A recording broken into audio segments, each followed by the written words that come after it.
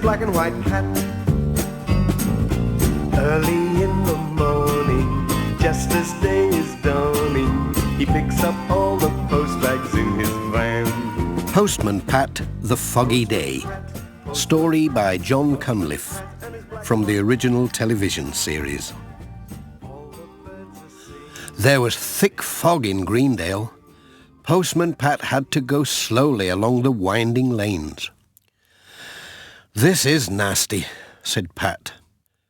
Jess fluffed up his fur. He didn't like the fog either.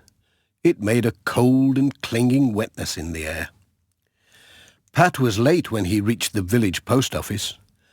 Mrs. Goggins was busy dusting the shelves.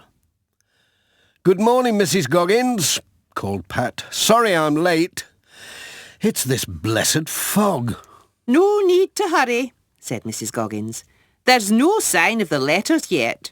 The fog's made you late. It'll make the letters late too. Come in and sit down and have a cup of tea."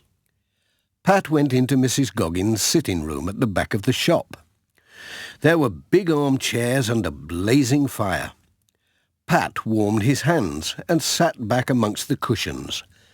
Jess curled up near the fire and purred. "I'll just brew up," said Mrs. Goggins. "Thank you," said Pat. "This is lovely." Pat was just getting warm and comfortable, and Mrs. Goggins was just bringing the tea and biscuits when ping went the shop's doorbell. "Oh, it's early for a customer," said Mrs. Goggins. "That's a good cup of tea," said Pat. But Mrs. Goggins came in with a mailbag saying, "It's here." Pat was surprised. "What, already? Just as I've picked my favourite biscuit too. No time for that now. I'd better be on my way. Come on, Jess." He went into the shop and helped Mrs. Goggins to sort the letters, then out into the fog again, and Pat was on his way. He knew the Greendale roads well enough, but they looked different in the fog. He went the wrong way somewhere, so he stopped to look at a signpost. But it wasn't a signpost, only a crossroads sign. Now what? Pat didn't know which way to go. He walked along the lane trying to see where he was. Then he saw someone standing in the field. He said, "Why is he so still? It must be Ted Glen out after rabbits. He'll know the way. I'll pop over with his letter and ask him." Pat walked across the field very quietly so as not to frighten the rabbits away. He touched Ted on the shoulder. Ted didn't move. He put the letter in Ted's pocket. Still Ted did not move. He gave Ted a nudge. Ted swung round suddenly. Oh, it wasn't Ted at all. It was a scarecrow. Pat did feel silly. He said, "Sorry, Scarecrow. The letter isn't for you, and I don't suppose you can tell me the way in this fog. Goodbye." Pat walked back to the road. He was wondering what to do when he saw lights coming through the fog. It was Alf Thompson on his tractor. Luckily, he wasn't lost. He soon showed Pat which way to go. Pat was on his way again. His next stop was at the church. The Reverend Timms met him at the door. He said, "Hello, Pat. Isn't this fog ghastly? I don't know how you find the way. It's choir practice, too. I expect Miss Hubbard will come. Nothing stops her. 3 letters today? Thanks, Pat. Now go carefully and trust in the Lord. Goodbye." "Cheerio, Reverend." When Pat looked in his van, Jess had gone. He looked everywhere, under the van, behind the van, over the wall. There was no sign of Jess. Where could that cat be? He called, "Jess! Jess!" There was no answer. Perhaps Jess had gone looking for rabbits. Pat set out to seek him. He called and called and called. "Jess! Jess! Where are you?" He went over a stile and across a field, through a gate, through a small wood, into another field, calling all the time. "Where are you, Jess? Jess! Jess, come on, Jess! Here, Puss, silly Puss, this is no time for hide and seek." He sat down on a tussock to rest. He put his hand on something furry. It moved. Oh, what a fright it gave him. It was Jess. "Jess, you silly cat! Where have you been?" Jess was cold and wet. Pat could not be too cross with him. He gave him a cuddle, then tucked him under his arm, saying, "Come on, Jess, we'd better be on our way. Now, let's see. Which way is it?" Pat was lost again, and the fog was thicker than ever. "Now you've done it, Jess. We're really lost this time." Pat began to wander about in the fog. He couldn't find the road, let alone his van. He walked into mud, up to his ankles. Then he stumbled through a stream and a patch of nettles.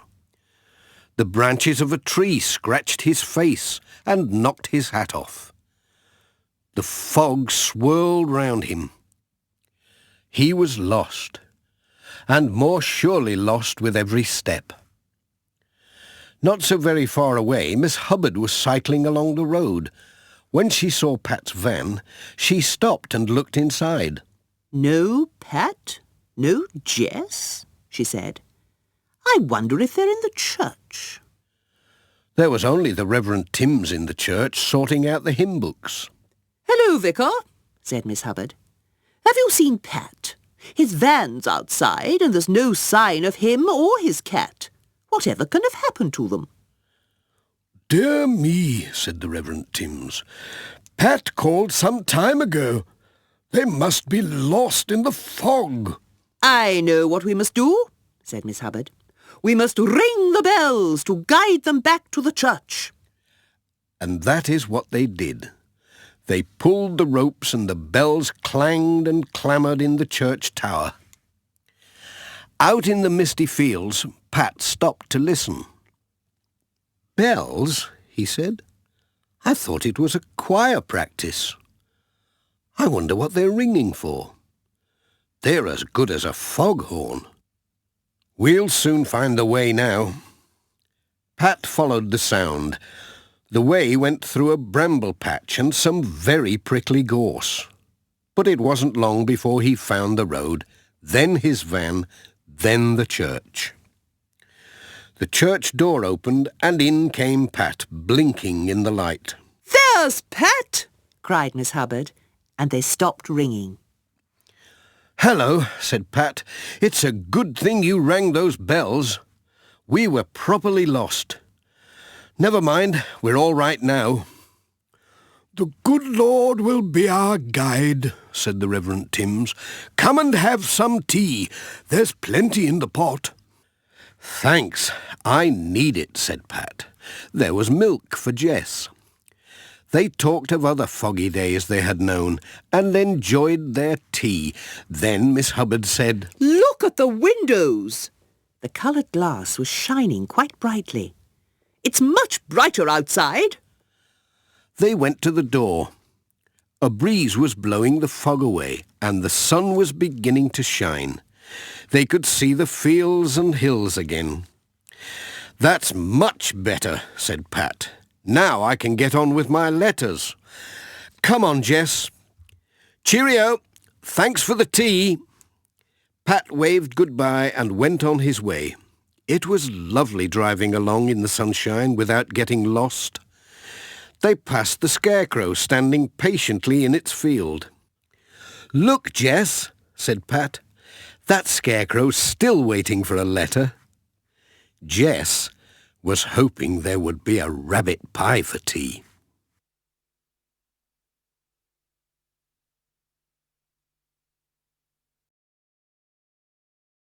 Postman Pat to the rescue.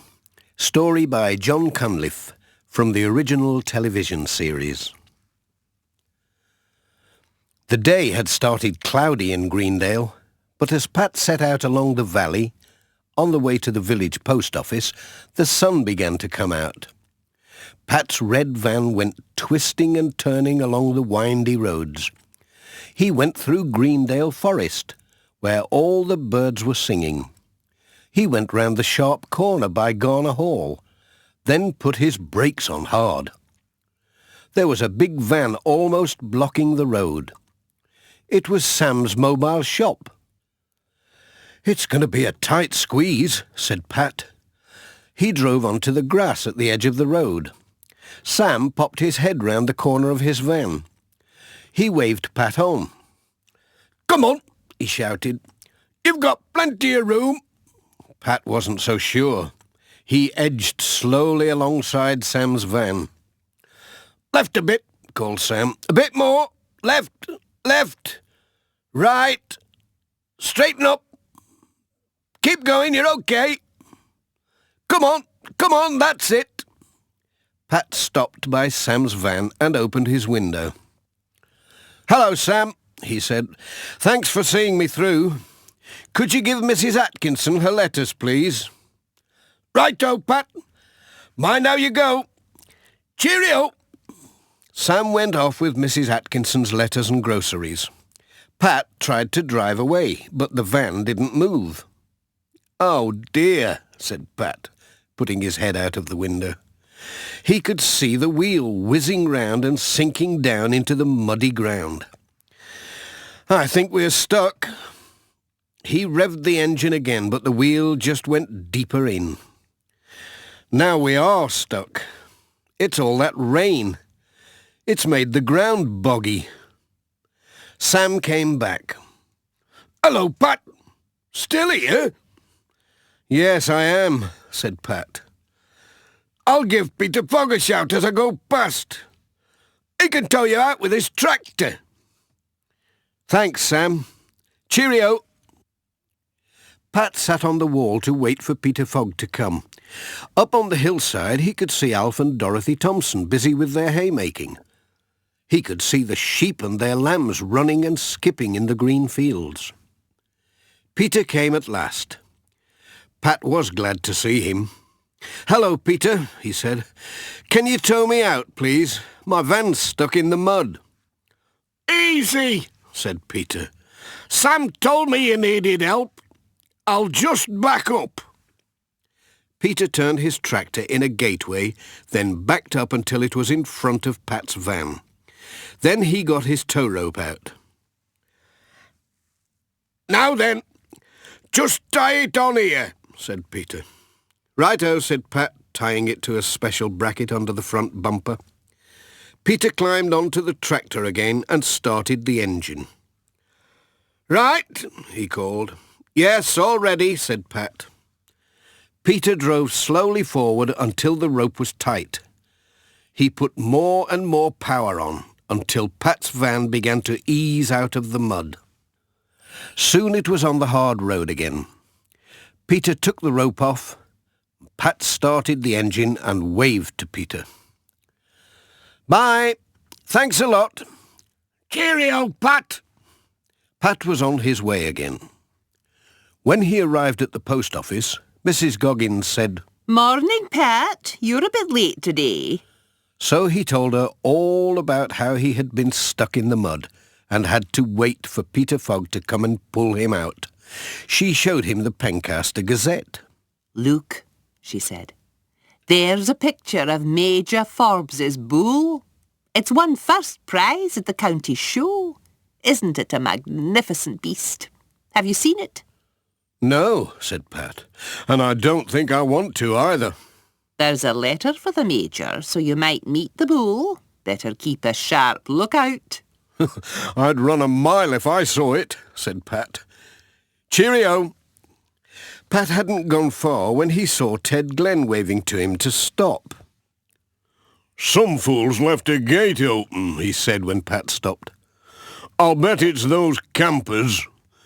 The sheep have got into the clover field. It'll kill 'em if they eat too much. Can you give me a hand to drive 'em out?" "Yes, of course I will," said Pat. "I used to work on a farm when I was a lad. Have they gone far, then?" "You can see 'em up there. They have spread out a bit. We'd better get after them." The sheep were spread across the hillside, busily munching the clover that was so bad for them. "You go that way, I'll go this," said Ted. "Right," said Pat. What a time they had chasing those naughty sheep. The sheep ran all over the place. They jumped over walls and gates, dodged round trees and bushes, and hid in the long grass. By the time Pat and Ted had chased them back into their own field and closed the gate, they were hot and out of breath. "Phew, that was warm work," said Ted. "What's that funny noise?" said Pat. "Hey up, it's that bull!" shouted Ted. "Run!" They ran all down the steep hill and jumped over the wall at the bottom. Ted said, "Ouch!" as he landed with a thump on the grass at the side of the road. "What's up, Ted?" said Pat. Ted could not stand up, and his leg seemed to be twisted. "It's my ankle," said Ted. "By gum, it does hurt. Ouch! I can't get up. I think it's broken." "Now what are we going to do?" said Pat. "You can't sit here till it gets better." "I'd better go and get Dr. Gilbertson from the village." "Won't be long." Pat drove in his van to Dr. Gilbertson's house. He gave the doctor her letters, and then he told her about Ted's broken ankle. "Oh dear, my car's in Pencaster being serviced," said Dr. Gilbertson. "Then I'll take you in my van," said Pat. So Dr. Gilbertson brought her bag and rode in the van. She sat in Jess's place, with Jess on her knee. Ted was so glad to see the doctor.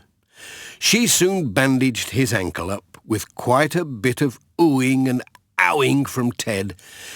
It wasn't broken, just badly sprained.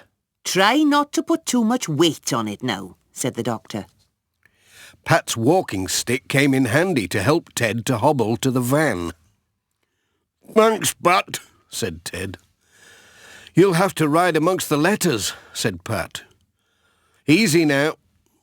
Ted climbed in the back. Jess rode back again on Dr. Gilbertson's knee. They took the doctor home. Then they took Ted home. Ted was glad to get home.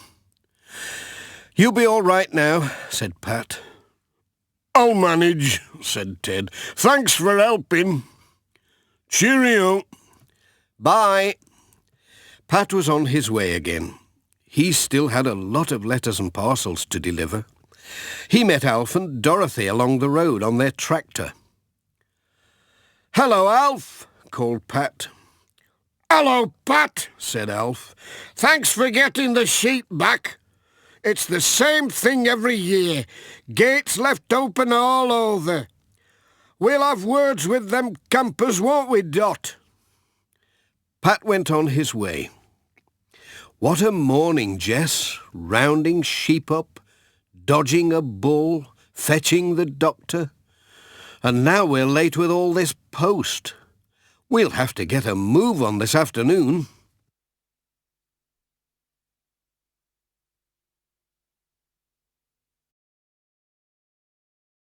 Postman Pat, The Difficult Day. Story by John Cunliffe, from the original television series. It was a lovely morning in Greendale. The sun was shining, the birds were singing. Where was Postman Pat? It was long past his time to be up and on his way, but his curtains were closed and his van stood outside. All was silent and still. Then the door opened and Pat looked out. He looked sleepily at his watch. "Oh dear! Is it that time?" He dressed and rushed out without any breakfast and without his hat. He dashed back for his hat, fell over his cat and landed in a heap on the doorstep. He picked up Jess and ran to his van, saying, "Come on, let's get moving, Jess. We're ever so late." He talked to Jess as they drove along the winding roads. "What a start to the day. I wonder why that blooming alarm clock didn't go off. We'll have to see if Ted can mend it." Mrs. Goggins was having a difficult morning too. She was trying to mend a parcel. It was for Ted Glenn.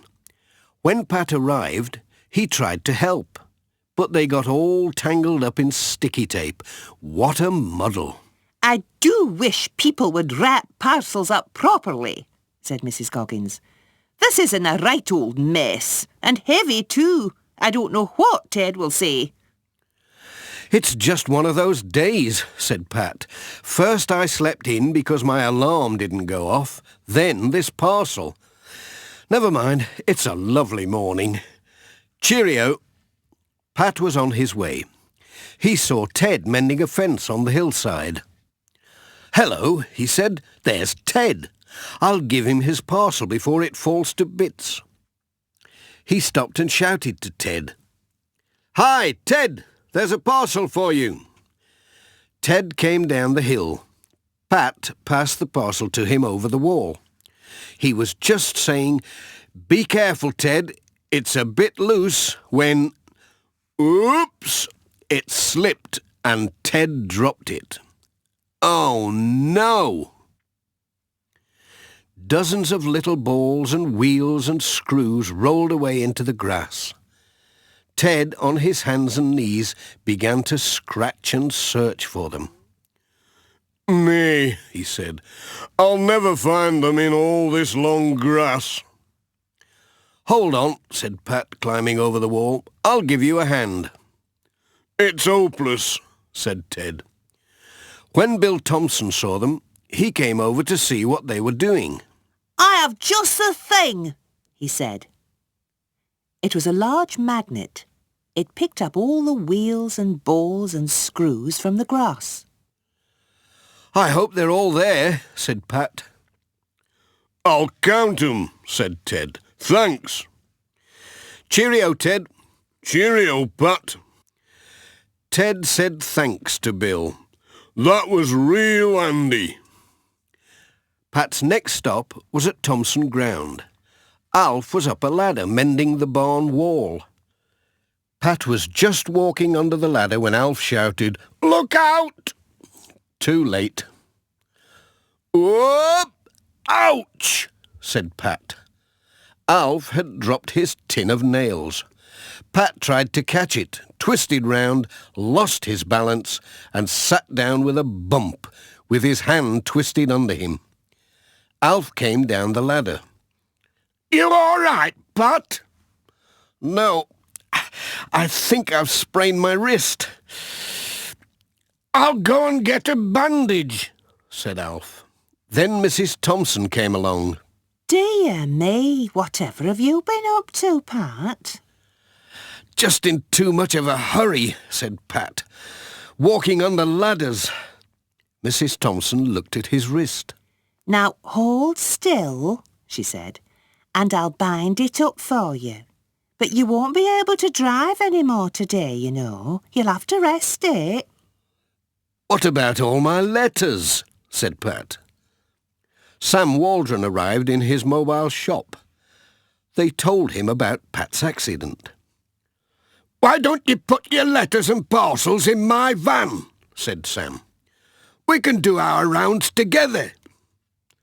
"And the post will get through after all," said Pat. "Thanks, Sam. It's a grand idea." Everyone helped to move the parcels and letters into Sam's van. "There's plenty of room," said Sam. "Just stack 'em at the back of the van behind the seats." "Come on, Jess," said Mrs. Thompson. She put Jess on the seat. "You'll be all right in there." Pat climbed in beside Sam and Jess curled up on his knee. "Off we go," said Sam. Away they went. "What a surprise everyone will get when they see us together," said Pat. And so they did. Pat's hand was still hurting, so they made their first stop at Dr. Gilbertson's house. She had a good look at his hand and said, "It's not broken. You'll be all right in a day or two. I'd just give you something to soothe it." She gave him a jar of cream that took the pain away. "Thank you, Doctor," said Pat. "Cheerio." On they went to Greendale Farm. "What a good idea," said Mrs. Pottage when she saw them. "We can get our post and parcels with our potatoes and peas." All the people of Greendale agreed with her, as Pat and Sam went on their way. The Reverend Timms, Miss Hubbard, Granny Dryden, George Lancaster, Peter Fogg, and all the children. Jess liked Sam's van too, because the smell of fish tickled his nose. At the end of the day, Sam gave Jess a kipper all to himself, and that turned a difficult day into a perfect day, as far as Jess was concerned. Postman Pat, Postman Pat, Postman Pat, and his black and white cat. Early in the morning, just as day is dawning, he picks up all the post bags in his van.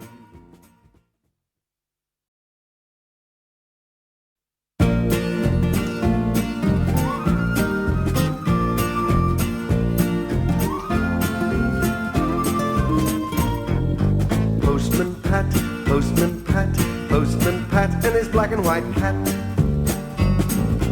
Early in the morning, just as day is dawning, he picks up all the post bags in his van.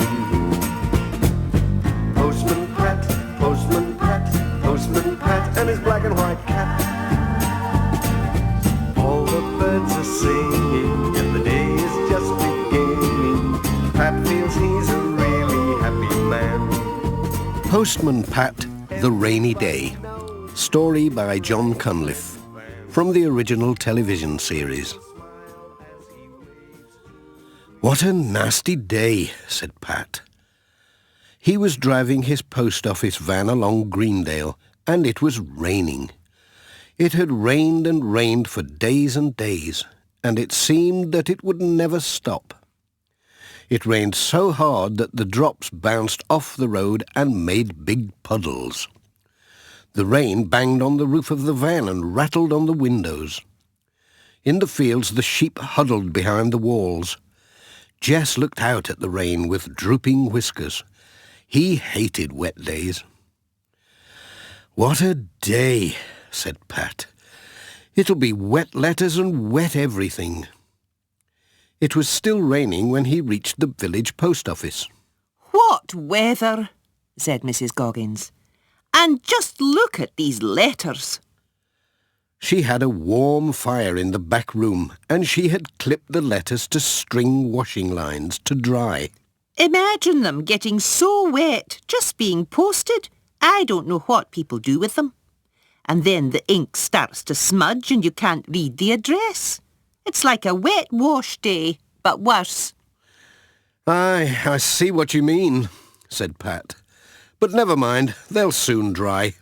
And you'd best look out for floods up the valley, Pat. There's more rain forecast, you know. It's enough to cause a landslide. "Don't worry," said Pat. "I'll see that the post gets through. It'll take more than a bit of rain to stop me." He gathered up the damp pile of letters and parcels. "I'll be on my way then. Cheerio!" When Pat stepped out into the street, he found that the rain had stopped, but the sky was full of black clouds. He delivered the village letters quickly, without getting wet, then set out along the country roads. Splashing through the deep puddles, squelching up muddy tracks, and splodging through farmyards deep in mud, Pat was on his way. But who was this standing at the roadside, soaking wet and covered in black mud? "Good heavens, it's Peter Fogg," said Pat. But whatever's happened to him? He stopped to find out. "It's this blooming rain," said Peter. "My old tractor's bogged down in the bottom meadow. It's half flooded down there. Then I slipped in the mud up to me ears." "You look as if you had a bath in it," said Pat. "I just about have," said Peter. "I'm off for some dry clothes. Then I'll get the new tractor to pull out the old one." "Good luck," said Pat. "I think it's fairing up now. Cheerio." When Pat reached the village school, some of the children were peering out to see if the rain had stopped. Charlie Pringle ran out for the letters. "Hello, Charlie," said Pat. "Where's Bill Thompson, then?" "He's off school today. They say there's flooding up at Thompson Ground. He'll be helping to get the sheep in." "Well, don't drop the letters. They've already had one wetting," said Pat. The other children came out whilst they were talking, and now they were having a great time, jumping over puddles and in puddles and sailing paper boats. It's nice to see someone enjoying the rain, thought Pat. But time was getting on, and he must be on his way. At Greendale Farm, Pat saw Peter Fogg again, looking much better after a good wash and a change of clothes. Peter showed Pat Mr. Pottage's new tractor with its bulldozer blade fitted. "That'll shift anything," he said. Pat was impressed. The next call was at the church. The Reverend Timms was having trouble with rain too. "Good day, Pat," said the Reverend. "The rain rains on the just and the unjust." "Good heavens," said Pat. There were buckets and bowls and basins dotted about all over the church, with water dripping into each one. The drips kept falling in different places, so that the Reverend Timms had to keep moving the buckets and basins and bowls to catch them. He was dodging about all over the church, trying to keep up with the drops. "The church roof isn't what it was," he said. "I think we will have to have an appeal." "I'll ask Ted Glenn to bring his ladders and have a look at that roof," said Pat. "He'll be able to fix it, I'm sure." "Oh, thank you, Pat. That would be a great help. Just leave the letters on the pulpit. There are no drips there. Goodbye." "Goodbye," called Pat. Just along the road, Pat met Sam Waldron with his mobile shop. "Take it steady, Pat," said Sam. "The roads are flooded further up the valley." "Oh, the old van'll get me through," said Pat. He stopped to chat for a few minutes and bought a bunch of bananas from Sam. Jess was glad to stay in the van to keep out of the wet. He put his head out of the window to see what Pat was doing. A large raindrop fell right on his nose and made him sneeze. Poor Jess. They were getting into the hills when they saw Mrs. Thompson standing in the road, waving them to stop. "Hello, Mrs. Thompson. What's going on?" said Pat. "There are terrible floods in the top fields, Pat, and the water's brought tons of earth down and blocked the road. Come and see." Pat walked with her down the hill and round the next bend in the road. A great pile of rocks and earth and mud lay right across the road and in the fields on both sides. Nothing could get past. "Dear me," said Pat. "Can't we telephone the village for help?" "No, the lines are down." "Can't we walk round it?" "Oh, it's too dangerous with these floods. You could be buried if the land started to slip again." They heard an engine coming along the road.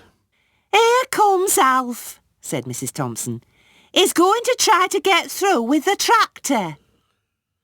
"Do you think he can do it?" said Pat. "I'll have a jolly good try," Alf shouted. Off he went at top speed towards the pile of stones and earth. The engine roared and the wheels were spinning and skidding in the wet mud.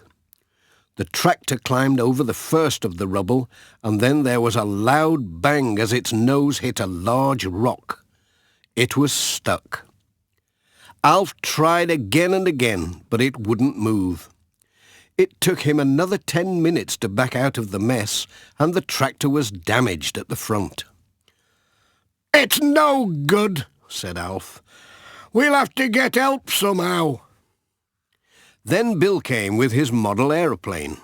I've got a good idea, he said. We can put a message on my plane and I can fly it across Greendale farm to get help. "That's a good idea," said Pat. "Clever lad. We'll send an airmail letter." So Pat wrote a note. "Road blocked at Thompson Ground. Please send help. Pat." He tied it to the plane with a bit of Alf's binder twine. Bill stood on a little hill where he could just see the distant chimneys of Greendale Farm and twiddled his radio controls. He started the engine and the aeroplane flew up into the sky. Bill steered it carefully and it flew away towards Greendale Farm. "Away she goes!" cried Pat. "That's better than a van. I wonder if I could swap mine for a helicopter." I think it's landed now, said Bill. The Thompsons went off to see to the sheep, whilst Pat sat on the wall to wait. It seemed ages since the plane had gone. He was just thinking it must have crashed when he heard a powerful engine coming up the road on the other side of the blockage. It was Peter Fogg on the new tractor with a bulldozer blade. "Got your letter?" he shouted. He drove into the rubble. The bulldozer blade pushed the earth and stones to one side of the road with a loud grinding and screeching of metal and stones and earth. The huge wheels bit into the ground and pushed the tractor forward. He was through. "Thanks, Peter," shouted Pat. "Right you are," shouted Peter. When Sam Waldron came along in his mobile shop, there was just enough room for him to get through. Pat followed in his van. He was glad to be on his way again. Pat called at farms and houses all along the valley, delivering letters and cards and parcels. He told everyone he met about the landslide at Thompson Ground and how Peter Fogg had come to the rescue. When he saw Ted Glen by the road mending a wall, he remembered something else and stopped to talk to him. "Can you go and have a look at the church roof, Ted? The Reverend had the church full of buckets." "I'll pop along when I've finished this wall," said Ted. "Bloomin' rain. It makes no end of work." Miss Hubbard came past on her bike. She was on her way to choir practice.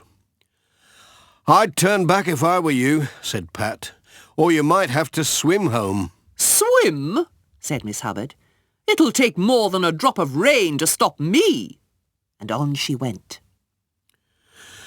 "I'll be on my way too," said Pat. "Cheerio!" As Pat wound his way along the valley, it looked like rain again. But there was a warm fireside to look forward to when all the letters had been delivered.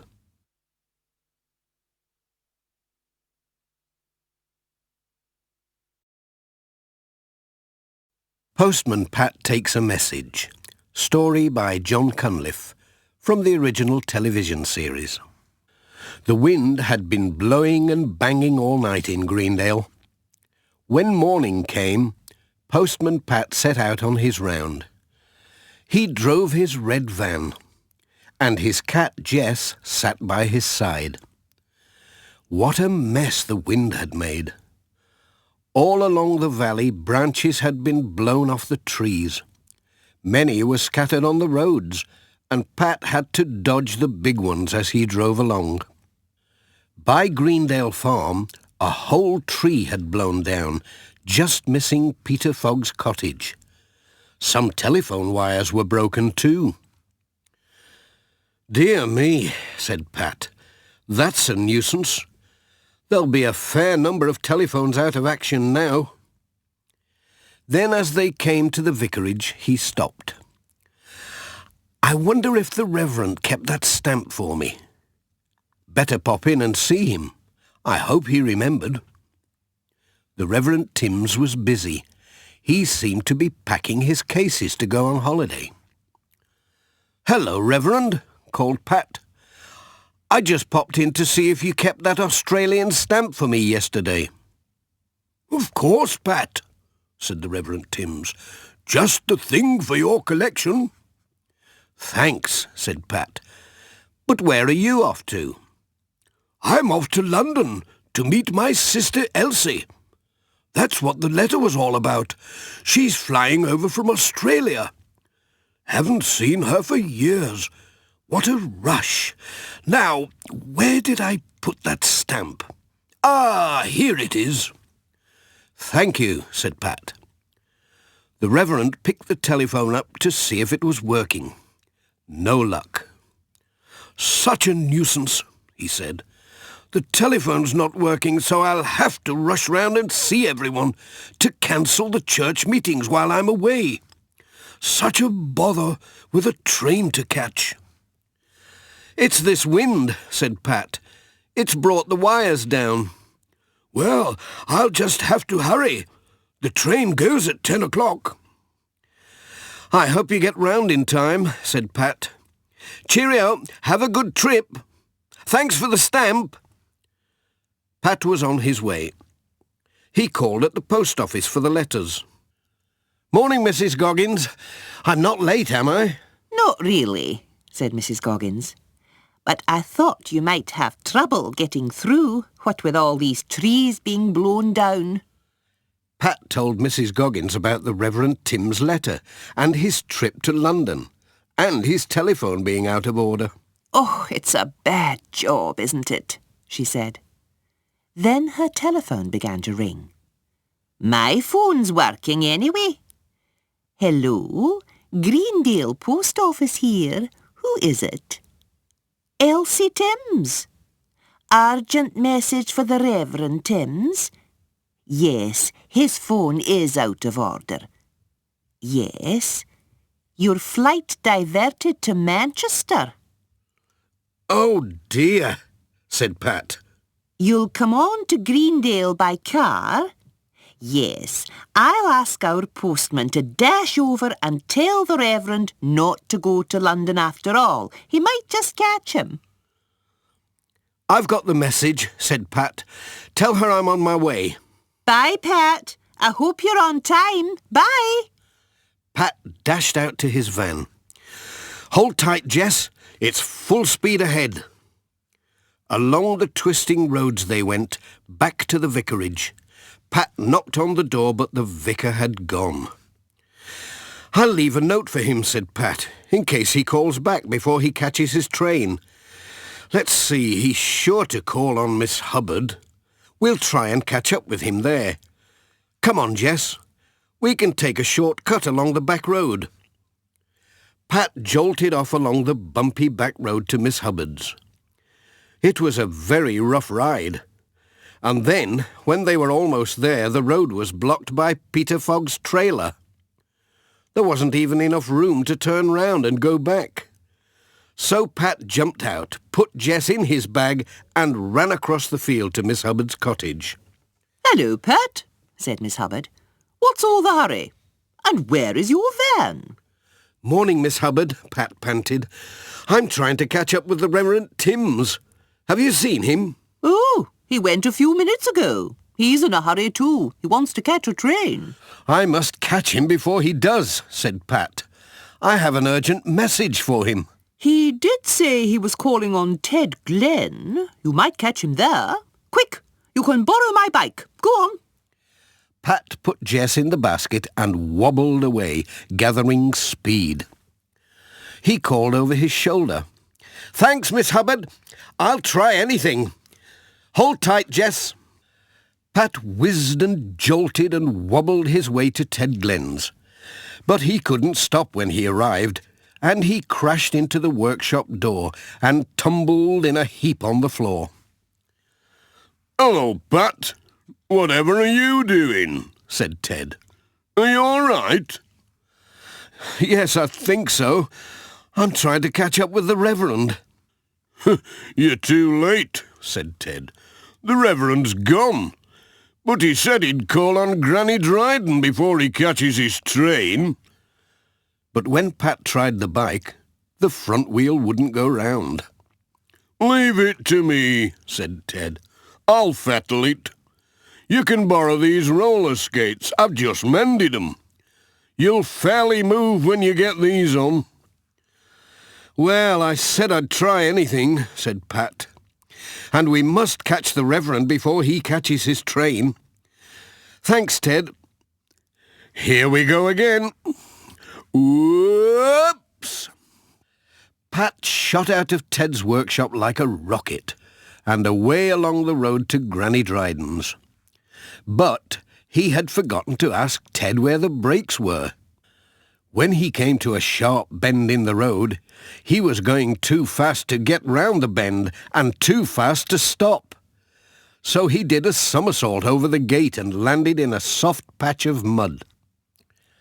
Sam Waldron's van was coming along the road. The Reverend Timms was riding in it as Sam was giving him a lift to the station. "I thought I saw Pat dive over that gate," said Sam.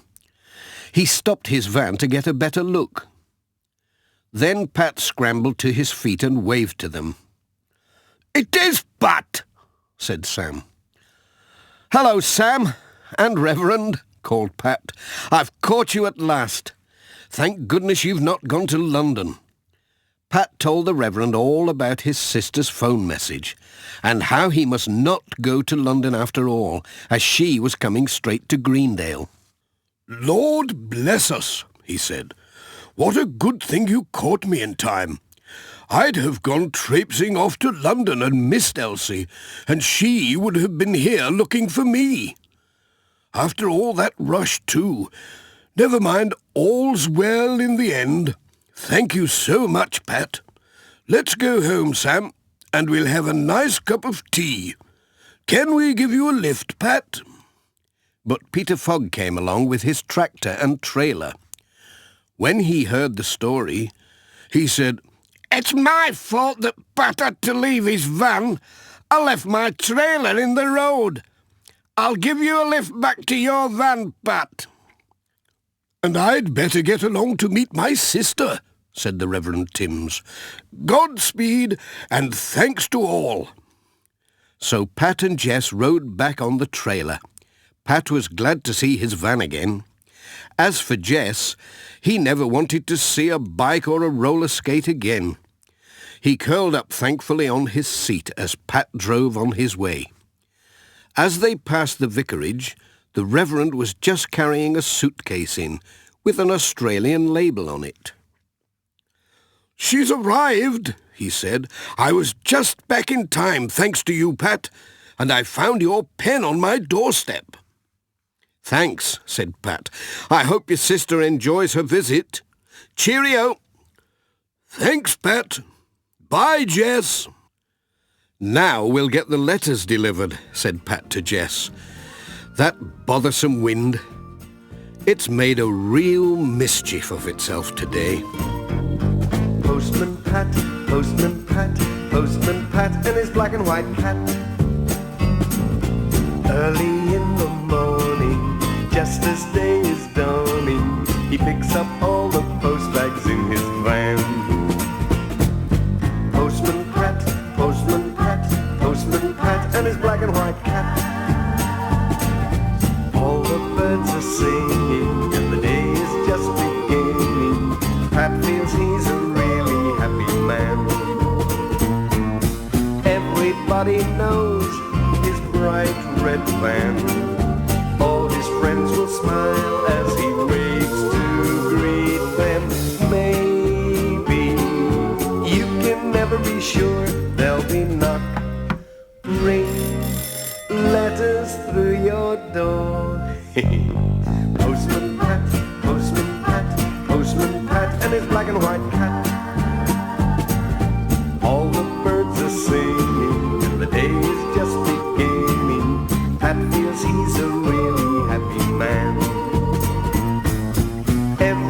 Everybody knows his bright red van. All his friends will smile as he waves to greet them. Maybe you can never be sure there'll be ring letters through your door. Letters through your door. Postman Pat, Postman Pat, Postman Pat, and his black and white cat. Early in the morning, just as day is dawning, he picks up all the post bags in his van. Postman Pat, Postman Pat, Postman Pat, and his black and white cat. All the birds are singing, and the day is just beginning. Pat feels he's a really happy man.